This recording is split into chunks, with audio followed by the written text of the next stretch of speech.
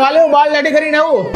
એ ઉભા રહ્યો. એ આજે શનિવાર છે એટલે બાલ દાઢી કરવાનું થતા જ નથી. કેમ? એ આ હનુમાન દાદાનો વાર કહેવાય ને એટલે. એ હો એ પણ હું છું ભાઈ. આજે મંગળવાર છે, નખ નો કપાય. પણ શું કરવા? એ મને નથી ખબર, બધા કહે છે. એ હો હાલે. અહીંયા મૂકી દો. ચાકુ હાથો હાથ નો લેવાય, ઝઘડા થાય. એ હો આ ઝાડુ પણ અહીંયા. ઓય! હું છું ભાઈ. ઝાડુ પર પગ મૂકતા નહીં, લક્ષ્મી કહેવાય. ઘરમાં લક્ષ્મી નો આવે.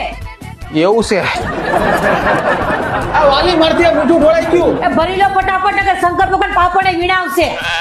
એ હો ખાલી ખાલી કાતર ચલાવો, ઘરમાં કંકાસ થાય. એ હો એ ગરવામાં નો ખવાય, ઘરમાં ભૂખ આવે. એ હો ક્યાં જાશો ભાઈ? ક્યાંક જાતા હોય ને તો ક્યાં જાવ છો એવું નહીં બોલવાનું, સીધ જાવ છો એમ બોલવાનું. સીધ જાવશો? ચાક લેવા હાલો.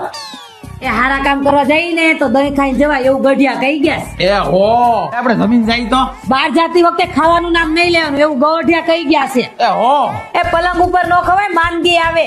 એ હો આ પગ નો હલાવાય. એ હો આ થોડું ઝાડુ કાઢ નાખ ને ભાઈ. દિયાતમાં જાડું નો કઢાય. એ હો દીવાબત્તી ટાઈમે હુવાય નહીં, ઉભા થાવ.